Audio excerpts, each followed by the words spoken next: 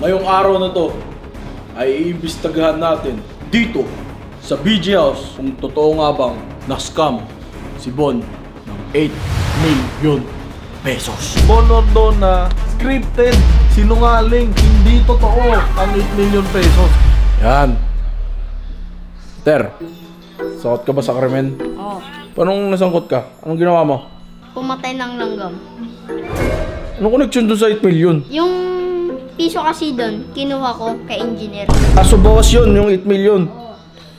Nasa iyo yung piso. Oo. O, asa na? Asa na yung piso? Ito, Guys, 7 million na lang. Nakuha ko na yung piso. Nasa iyo pala yung piso, ha? 709. 7,999 centavos. Okay na guys, nakuha na natin yung piso. 7 million to go. Nandito ako kasi para imbestigahan yung balita ngayon sa Facebook na totoo ba na si engineer nandito lang daw sa BG House. Sino ba si engineer dito? Sino ba si engineer? Hindi ko kakilala kaya ako nga tinatanong sa'yo eh. Hindi ko rin alam kung sino si engineer dito eh. Di ba? Wala pa dito? Wala eh. Sabi ni Chester na sa kanya daw yung piso, binigyan daw siya ni engineer kaya kinuha ko. Piso. Baka na sa'yo yung iba, Tidil. Wala eh. Wala ba sa'yo? Wala sa akin. Ako kasi yung trabaho ko ngayon, mag-imbestiga para kunin yung 8 million na yun. Ah, ito pala, meron ako. Ano din yan? Piso din? Oh, 5. Nasa iyo yung 5 piso? Oh, ang kano na lang hahanapin mo? 7 million pa rin. 7 million pa rin. O sige, okay na to, Tidel. O, thank you ha. Tidel. Sige, hanapin mo mo. Nako, may nakita ako guys. Ito pa. Ito pa. Nakita ko. Pansin ko guys. Wala na yung mga editor dito, nagsialisa na. Malamang sa malamang. Nag-ibang bansa. Tidel, yung mga ano dito, nag-ibang bansa na ba? Oh, nako. Yung 8 million na yun, sa kanila rin. Kasama ata ng engineer yun ah. Kailangan kong imbestigahan to. Mahirap to. Ayan oh. Si Kian, si Kiloa, si Pau, si Jeff, si Kiko. Wala na rito, nagsialisa na sila guys. Nakuha na yung 7 million. Nasa kanila yung 7 million? Ata. O kaya yung 1 million. Puntahan natin yung iba, baka nagsialisa na rin dito. Ito, kwarto na yan to, kwarto to. Yung kwarto to. Naku! Umalis na rin. Naku, nag-impake na. Nag-impake na sila guys. Sino nakatira dito? Tony. Si Boss Tony? Naku, mukhang kinuha siguro ng mga 2 milyon. Ito, nakuha. Ito yung kinuha nila. Meron din dyan? Oo. Naku, nakakuha pa na dito. Ako na. Sinisipan ako. Sinisipan ako dito sa kwarto nito. Mukhang trap to. May wallet pa. Sa atin nalagyan lang nila. Wala pera? Wala. Ate na to. Ako na to. Bubulsa ko na to. Umalis na sila. Si Boss Tony umalis na. Siguro, mag-ibang bansa na rin yun. Kailangan akong pigilan yun ah. Ay nako. Kailangan akong mag-isip ng plano. Paano ko imbestigahan to? Mga kasabot na engineer yun ah. Puntahan natin yung iba. Ito. Kwarto ni Yang A. Loh, ano ni... Oo, ito. Ito, Ano ba? yung kinuha nila. Ay, ganun, bigay mo dito. Bigay mo dito. Akin na yan, magkano yan? Kumpletuhan natin yung 8 million dito. 11, Ano? 12 pesos. Pero pag nagtataka ako dito guys, bakit wala nang computer dito ni Yang A? May mga alam. Naku, nag-ibang bansa na rin ata yun. Wala na rin computer ni Argon dito. Naku, nagsialisa na sila. Ay naku, sumasakit yung ulo ko. Hindi ko kayang predict. Ay naku. Oh! Kailangan kong malaman kung ano ang tunay na nangyari dito sa BG House. Wala si Argon, wala na yung mga editor, wala na si Yang A, si Boss Tony wala na rin. Baka si Balong, si Erwin at saka si Lamin, yung mga natira na lang, baka wala na rin dito.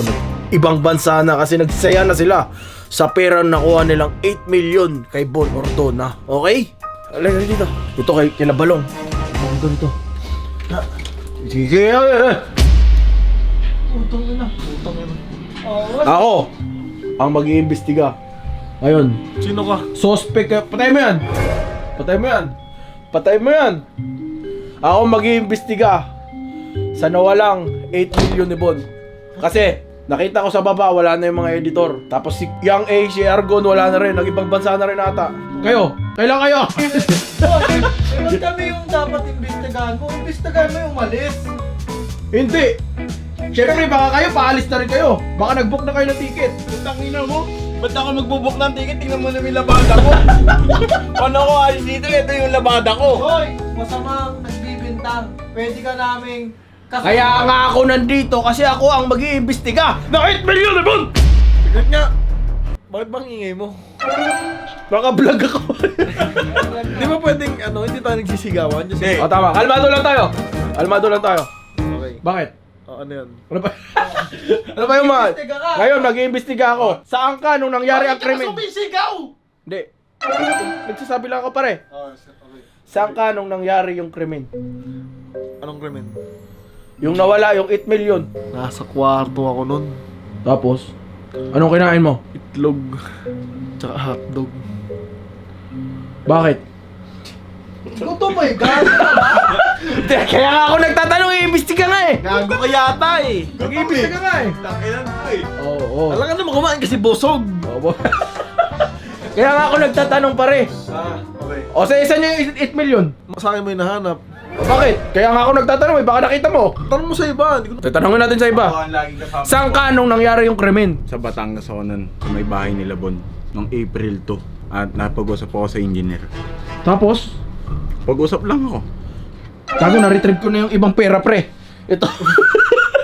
Tangina mo, hindi pa ako tapos. Hindi ka pa Patayan matapos. to eh. Okay, sige. Tapos. At sinamahan ko si Bon noong April 3. Yung nangyari na yung krimen. At nalaman na nga ni Bon na nawala yung 8 million niya. Nandun ako. Nandun ka? So, saksi ka sa mga nangyayari dito sa BG House? Oo. Okay. Tapos linabas na nga yung anak ni Bon. Tapos biglang nawalan ng 8 million sa bangko si Bon. Baka yung anak yung tumangay? Oo. Ano? Pwede ba yun? Pwede. Paano yung bata ay makakarga ba yun? Ng 8 milyon? Si engineer kasi magiging ninang ni Lucas. Oo. So, binigay yung 8 milyon kay Lucas? Oo. Ngayon, kay Lucas, nangyari ang krimen. Sa bangko na ni Lucas yung 8 million. Bata pa lang may BPI. Hindi pa tapos yung kwento. Oh. Ituloy mo. Ituloy mo ikaw. Ikaw magtuloy ng kwento. Tapos, Nag-edit ako ng panahon na yon. Hanggang ngayon, nakita ko si Bon papunta ng Amerika. so pati si Bon naalis. Ano ba? Bakit aalis pa si Bon? Anong dumating sa yung balita? Siya nawala ng 8 milyon? O siya yung nawala ng 8 milyon. Mali. Bakit? Siya ang umubos ng 8 milyon. Bakit? Dahil lumiliit na ang views niya, kailangan niyang umingay sa social media. Uy! Lahat ng Uy! yan, scripted! At di ko alam, pag natapos ng video to, nandito pa ako sa BG House. Ano? Niwala ka sa social media kay Sian Gasa tsaka kay Nico David. Tama. Tsaka kay... Di ba cut yun? Hindi. Sige, tapos. Tsaka kay... Huwag na yung isa kasi nakakatakot yun eh. Totoo lahat ng sinasabi nila. Oh, walang false information. Si Bon ang false information. Mali pala to si Bon eh. Mali. Mali pala to eh. Hindi pala, scripted pala to eh. Isipin mo, engineer ka. Papayag ka bang mawala yung lisensya mo sa content lang? Oh, tama. Diba? Oh, tama. May punto ka doon, kaibigan. May punto ka doon. So, hindi totoo yung mga nakikita ko sa Facebook? Oo. Fake lang yun, boy. Mga fake lang Kung napapanood mo, pre. Ano lang yun? Tama to. Oh. Fake Daniel Padilla. Oh! Oh, fake siya. Kaya pala. Oh, eto, Ina nyo. Si Majin Buu. Fake Majin Buu. Oh. Oh, di ba, Pogi? Oh. Boy, Grabe. di lahat ng nasa social media totoo. Yung iba, peke. Oh. Eh, paano, bakit pa ako nandito? Isa ka sa mga nauto nila. Hindi! Baka pinapaikot mo kami dahil nasa iyo ang 8 million. Nasama pa ako dito ah. Kaya isa pa ako sa suspect, ba't pa ako pupunta dito? Sige, alis na ako. Guys, press like, comment, and subscribe at ring nyo na yung notification bell para updated kayo every time may bago tayong video. Subscribe! Ang problema ko nito boy, ano yung title nito boy? Nung vlog ko. Title, Bon Ordona 8 million na scam, ganun? Mali, dapat yan, Bon or Don na scripted, sinungaling, hindi totoo ang 8 million pesos. Ganun dapat kahaba. Clickbait. Dapat may marunong ka ng clickbait pag YouTuber ka. Ground ba yun? O sige, subukan natin. Ito yung title. Tignan mo kami. Hindi kami gumagamit nun kasi pangit yan eh. Hindi kami ganun. Okay guys, subscribe.